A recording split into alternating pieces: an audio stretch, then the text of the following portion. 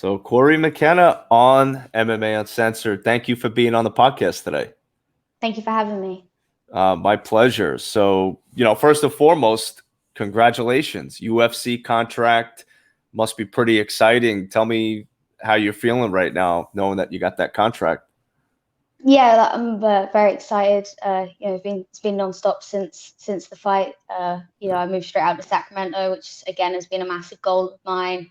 Then straight away started discussing fights. So it's just been a roller coaster of excitement for me. Oh, I can imagine. And what was that like for you, moving from, South Wales to Sacramento, California? What was that whole process like for you? I started working on it quite a while ago. So luckily, I'd started on the visa process back in March. So that kind of almost gave us a little bit more freedom with getting this fight booked. That was almost a bonus on top of everything else. Yeah, it's something I've wanted to do since I was like 16. I always said, I'm going to move out there. That's going to be like home away from home, if you like. So yeah, it's like I'm absolutely over the moon to finally manage to get it done. Like I say, the fight helped me massively with that, and yeah, it's been great. It's definitely a lot hotter out here for sure. Like I think half of California's on fire again. It's just so hot. Yeah, it's brutal out that way. We get a different kind of hot here. California's like, I don't know, their temperatures are higher than ours, but we're very humid here. Yeah, So it just drenches you when you walk outside. So it's pretty crazy. But yeah, it's yeah, quite a dry heat here. it's dry. Yes. Yeah, Yeah, that West Coast heat's tough. So but yeah, I mean, so how old are you right now? 21. 21 years old, contract with UFC. Amazing stuff. Now, you said you've been training or preparing for this since you're 16, or both? Well, I've been training since I was MMA as a whole since I was 13. Okay. Yeah, but I first came out to Team Alpha Male at 16. Nice. And who got you involved in training for MMA when you were 13? So I was doing karate already when I was like Mhm. 10. That was more like a bit of a hobby. Like me and my mum went and did that whilst my dad was away. And yeah, just kind of I drifted off, started doing jiu-jitsu, boxing and Muay Thai and everything. And then after about a year of competing at that, I was like, come on then, we might as well do MMA. We're doing everything else. That is so cool. And do you had like a gym nearby your house, or you just knew where you wanted to go train at that time? Yeah, luckily there was a gym called BKK Fighters. That was Mhm. literally about 3 miles away from my house. So it was ideal, really. We moved on down there when I was 13 and just kind of I stuck with them up until we moved back to Wales a few years ago. Wow, that's really really cool stuff. And then like, so now obviously you're training and you're getting prepared. What was it like for you, in your geographical location on that circuit, competing and things like that? Yeah, like we traveled loads as a kid. Like my poor parents would literally have to dedicate whole weekends. They would drive me like 3 hours up north just so I could compete against the same girl that I always used to compete against. Wow. Purely just because my dad was very supportive and he was massive on like he understood. He was very big on me getting experience and getting regular competition. So yeah, they literally drove me all around the country. I think I was 15. We flew out to Ireland for my second amateur fight. So they're very supportive with that. And like I say, we just kind of did a lot of traveling and took any competition opportunity that I could get. Wow, that's impressive stuff right there. Yeah, I have a lot of friends that fight, obviously, and everybody has a different story. So it's cool to hear your story and how you came up and started competing and things like that. I find it fascinating. So I think that's really cool. Now, was the UFC always something that you envisioned yourself eventually getting into? Oh yeah, for sure. Like I'm one of those people that's all or nothing with everything. So once I decided that I wanted to fight MMA and that was what I wanted to pursue, like naturally the UFC was the goal, purely just because in most people's like, especially back then, and I know there's a lot of other big promotions now, but I think still considered to be the pinnacle of the sport. Yeah. All I've ever wanted to be was the best. So in order to do that, you have to be in the best promotion. Get that right, and they're a top dog, MMA for sure. And how did you get the call when that whole process? What was that like? Was it a manager, family member? Was it directly to you? Who called you? How did that all go down for the Contender series? So uh, Uriah had been whispering in Mix ear quite a bit. Naturally, my manager was like sending me emails and stuff especially when we were struggling to get opponents, or I had that little layoff where things just weren't really looking up. Mhm. But it was pretty much Uriah was at Fight Island. I think he got hold of Mick, got his claws in, and yeah, he texted me and he went, "Contenders in 3 weeks." So I was like, "Yep, cool." Spoke to my manager quickly. Like, I literally saw my manager about an hour later, and I was like, "What do you think of this?" And we got it done. Wow. Incredible. So it happened so fast. That's pretty awesome. What was that like for you? Like when you found out, like how excited were you when you found out you were going to be on the Contender Oh, series? yeah, very excited. Obviously, at the time, like obviously everything's shut down for the coronavirus, so everyone's a little bit mopey and stuff. Like we're just training in Jack's garden. We were just kind of doing everything we could to make the best of the situation. And then obviously I got that text and I was just like, oh, okay, cool. Like it ended up being a lot of fun, to be honest. Like I say, like gyms were shut, so I was just like punching my mates in the park, and we're out in Jack's garden having a roll around. But Wow. um, it'd be exciting to see what I can do off of a proper training camp now that I'm out here and things are opening back up. Wow. Yeah, because I was gonna say, like, how was it, in your neck of the woods in South Wales with the pandemic and everything going on at training. So you straight up were training outdoors kind of pretty much every day. Yeah, I ended up Mhm. actually going to England just Mhm. because there wasn't Wales is behind England when it comes to like everything opening up anyway. So I think they're only just starting to open up stuff now Okay. to small groups. Mhm. Whereas England was a little bit ahead with that, and also obviously new people. Because when I'm in Wales, I do a lot more like jiu-jitsu and stuff. So Mm. I had a lot of the MMA boys from like when I was growing up back home. Uh, uh, sorry, back in Colchester. Mhm. So I went down there to train with them. But also, like, my dad's like got very serious like spinal condition, so Oh, he's very sorry to high hear that. risk. But yeah, he's all right.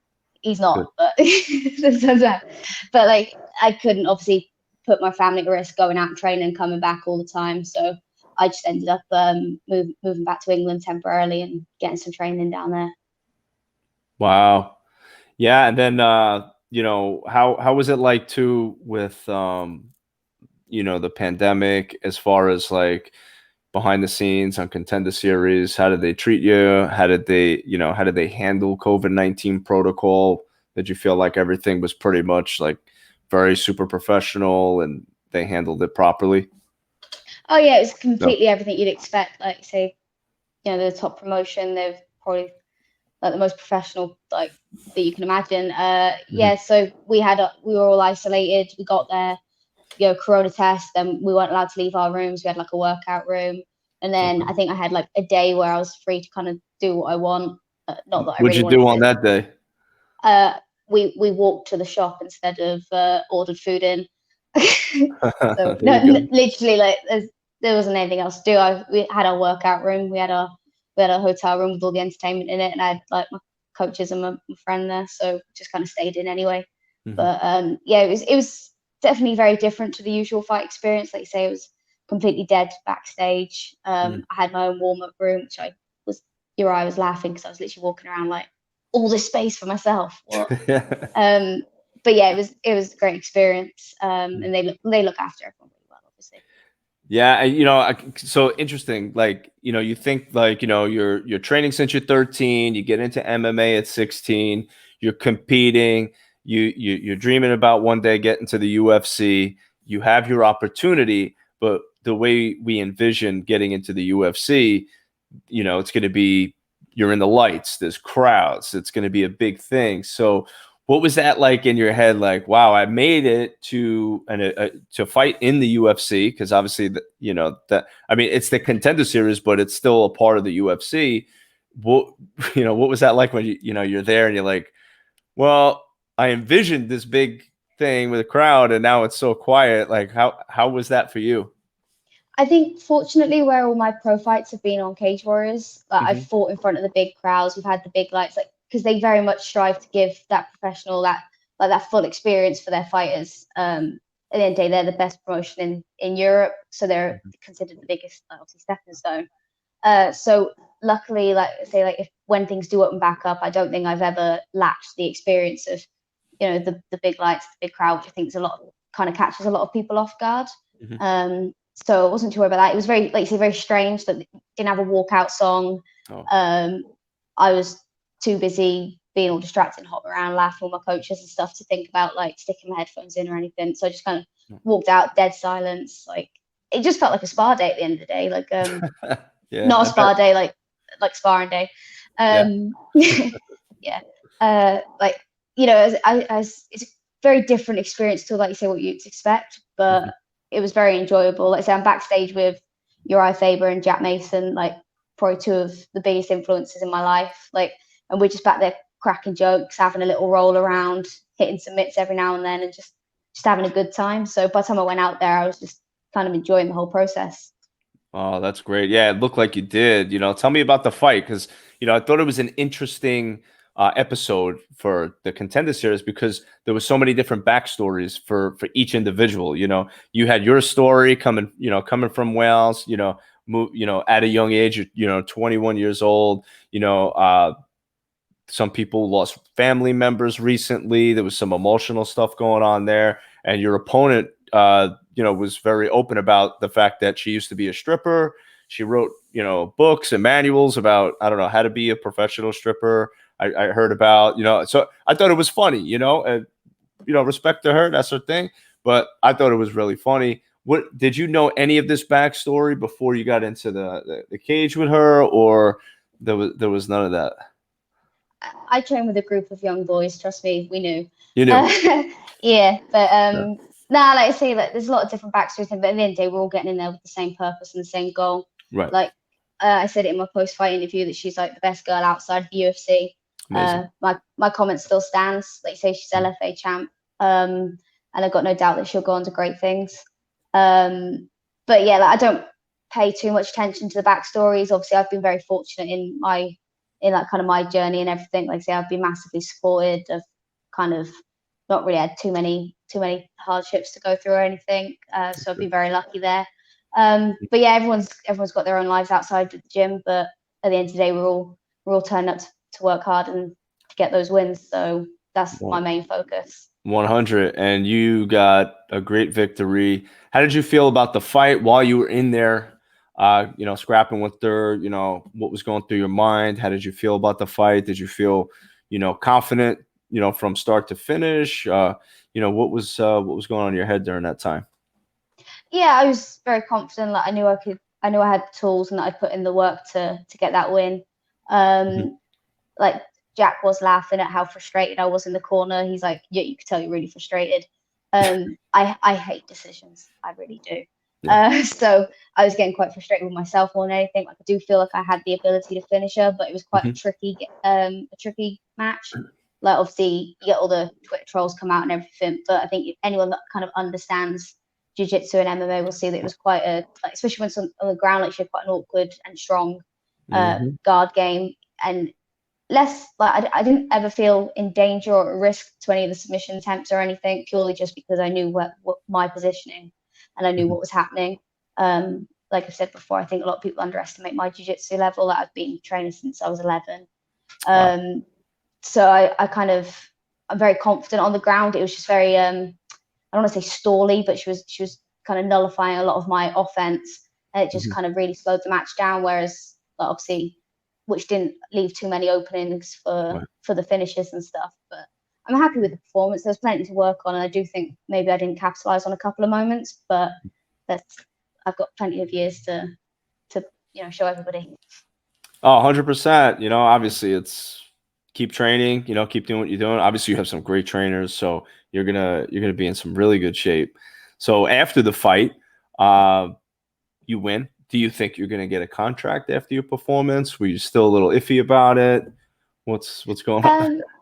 Um, I wouldn't have. I would like. There was some great fights on that night. There were. So I wouldn't have. Yeah, I wouldn't have been overly upset or have argued if they had said no, go away and get some more experience. Mhm. I don't think it was unjust giving me it, and I certainly don't think it was too soon. I know Dana tried to build a little bit of suspense and and ah a little bit, but I do think that if you look at the level of competition I've fought, I definitely don't think it was too soon. And like you said, if you look at like a lot of the lower ends of the roster at the moment, I certainly think that I'm ready to jump in there and kind of show everybody what I'm capable of.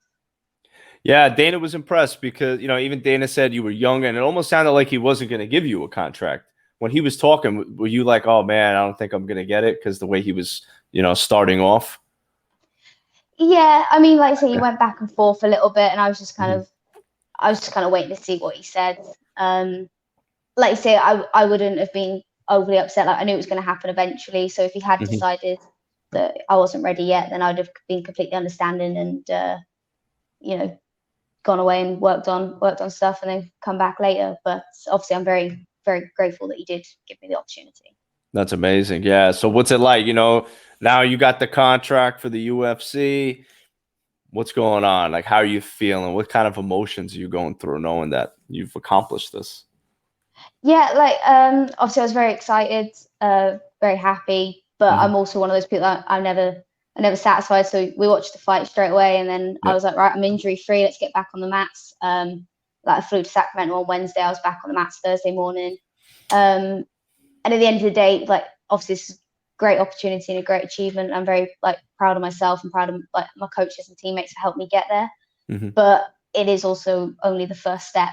Like it's almost like I've reached the UFC. Like that isn't the goal. Like I think too many people view that as the goal. Hmm. Um, I'm not, I'm not here to just get to the UFC. I want to be the best. So my focus shifted immediately to making those improvements and getting that next fight booked up. Hell yeah. It's going to happen soon, I'm sure. And It's booked. I don't know if you've seen. tell me about it. I'm fighting Kay Hansen. Oh, yeah. Uh, yeah, November 14th. Fantastic. I didn't see the November card yet. I got up until October. Okay. So when did they make that announcement? They announced it on Contenders because, like I said, I Oh, literally I missed it. I was at the bare knuckle press conference, that'll be it. and I missed it. But I am gonna watch Contender Series tonight, so that's awesome news. Congratulations. Thank you. Yeah, I was literally I like verbally agreed to the fight, and then I come Mhm. off the mats and my phone was absolutely flooded again. I was like, oh, it's got out. It's crazy how it does that, but yeah, I think they Yeah, announced it on Contenders. I've been told. awesome. I can't wait. So that's good. That's on Fight Night. I'm not sure. I've Okay. just been given the date and the opponent so far. Okay. Cool. Damn, that's awesome. I can't wait. We're gonna have to do post-fight interview or pre-fight interview. That's gonna be Gladly. That's gonna be so cool. But I have some fan questions too. I always try to get the fans involved because they're watching and they want to be a part of it, and I'm more than happy to do it. So I got some fan questions for you. Cool. First one is, why did they call you the Hobbit? So I should probably put something up about this just because everyone keeps asking. So the Yeah. Hobbit is from when I was competing in Thai boxing. Okay. About I think it was about 13. Literally, just one of my coaches went, "Oh, you're like an aggressive little Hobbit," and it stuck. Like obviously, I'm the smallest at the gym. Like no matter where I go, I came out to Team Alpha Male being told it was the land of the tiny people, and I'm still the smallest on these mats. But yeah, it's literally just it kind of stuck. People started making jokes here and there. Like I have a few training partners back home that are small as well. So we became the Hobbits, and people would walk in and be like, "Oh, it's like we're in the Shire," and Yeah. it just become like a running joke, and it stuck. So I almost when I was looking for a nickname, I used that purely just almost like a bit of like homage to my first gym because obviously we moved back to Wales and then I was visiting Team Alpha Male a lot. So it's just kind of a way for me to to honour them as such. But I did give Uriah a little thank you after the fight, and I have changed my name to Poppins. So he's got his way finally. After years of nagging me, I've told him I will change my fight name for him. Oh, so what is it? Poppins? Poppins. Like Mary Yes. Poppins? Yes. Oh, okay. So why the switch and why the name? So Uriah has wanted me to be Poppins for years. He thinks it's more marketable, and he thinks it suits my personality better. He says I'm very proper, very polite, and he also loves the play on words. He says I'm popping joints and popping girls in the face. So I don't know if I'm going to cave and let him make me walk out with an umbrella yet, but I will change the name. You never know. You can get real creative with that. That's what I'm scared of. That's cool. So Poppins. All right. Well, I am happy for the clarification, and I like the name. It's very catchy, Thank and you. it's a throwback too. You know. To be fair, it was one of my favorite movies as a child, so Oh, it's not too bad. that's pretty cool. Favorite movie as a child, and now that's your nickname. Getting into a UFC cage. I love that. I love that a lot. And then we got another one. Which fighters do you look up to? So I'm guessing, just to elaborate, I think what they mean is, while you're training and growing up, who were some of the fighters in the UFC that you've looked up to? Yeah, to be fair, growing up, it wasn't any UFC fighters. Like, I know a lot of people have inspirations that they see on TV and stuff. Hmm. For me, it was massively like the boys in the gym. Hmm. I find people's work ethic a lot more inspiring than their performances. I think maybe because Okay. I know how much goes into the fighting and everything, and like you see the behind the scenes. So yeah, the pro boys at the gym. I mean, Arnold Allen's now in the UFC. He's definitely, I think he's top 10 now. Hmm. And he's definitely going to be making some waves. He's like once they get him a fight. So yeah, like lads like that, like see him on the mats 3-4 times a day, putting in the work. Kind of, they were where I wanted to be, Hmm. training professionally and everything. So yeah, probably them boys. And Jack Mason, like I say, was always one of the biggest influences in my life. Like not just in the gym as well, like outside the gym. Like he's become my manager now, but we always joke. A lot of us call him our gym dad. Like he's just like I say, he's a massive influence, kind of all around in my life. And then obviously, I've got Uriah now as well. Again, he looks out for me and helps me with everything all around. So yeah, more probably Uriah and Jack in terms of like fighting and coaches and just their work ethic behind the scenes as well. That's a really good point you bring up, because I do get this question often from viewers, and who are some of the fighters you've looked up to, and I usually get the typical answer, which is so and so, so and so, so and so. So I really like your answer because it's different, it's real, and yeah, like we tend to always look at the spotlight and forget about what goes on behind the scenes, and I like that. So much respect to your gym, the people you've trained with, and to you, of course, for even thinking that way. So much respect there. Thank you. You got it. And then, what's your dream match? Oh, to be fair, again, I'll fight anybody. And I'm not just saying that in the cheesy like, oh, I'm a fighter, I'll Hmm. fight everybody way, but Yeah. like I have the utmost faith in my coaches and my management that they'll pick the right fights at the right time. Hmm. But at the end of the day, my job is to get in there and fight whoever they give me. I know that I put in the work every day on the mats, so I'm confident that I could fight anybody and do what it takes to win. Like I say, I've got the best coaches and best training partners around me. So again, I don't have a dream match. It might sound a bit boring. I don't really. My main goal is to be the champ. So eventually I'm going to be fighting everybody. So That's what's that's up. just what I'm going to That's what's up. You are a true fighter. I love it. do. So you got a few months, before your first, your debut fight, UFC. What's going to be the training method for you? What's the mentality for you for the next 90 days? To be fair, like again, nothing really changes too much for me. Hmm. I like to stay ready all the time, and I like to train everything equally. So I know Kay's got good jiu-jitsu and everything, but again, like I think she's very very much like me in a lot of aspects from what I've heard from other people. We're Hmm. both young, we're both training hard, we're both on the mats every day. So for me, nothing's really going to change. The only difference is like my strength and conditioning program becomes tailored towards a set date. We make sure we peak at the right time and everything like Hmm. that. But other than that, I'm still going to be on the mats every day, training each discipline, and then putting it all together in the MMA practices. And it's just for me, it's more about making sure I'm at my best as opposed Hmm. to making sure I'm ready for a set person. Understood. Understood. Well, I'm looking forward to it, and I'm glad and I'm happy that you told me the date. So now I'm up to date with my news, because I always need to be There up you to go. date. So thank you so much, and Thank you. I'm happy and excited to let the viewers know about this. And thank you so much for being on MMA Uncensored, Cory. I had a really good time talking to you. Thank you. No, I appreciate it. Thanks for having me on. Yeah. Any shout outs you want to give before you go? Like I've obviously already sung Jack in Your Yeah. Eyes praises. My sponsors, I've got Tatami Fightwear giving me all my fight kit. I'm not sure if I'm still allowed to shout them out, but I haven't had a Okay. fight in the UFC yet, so what are they gonna do?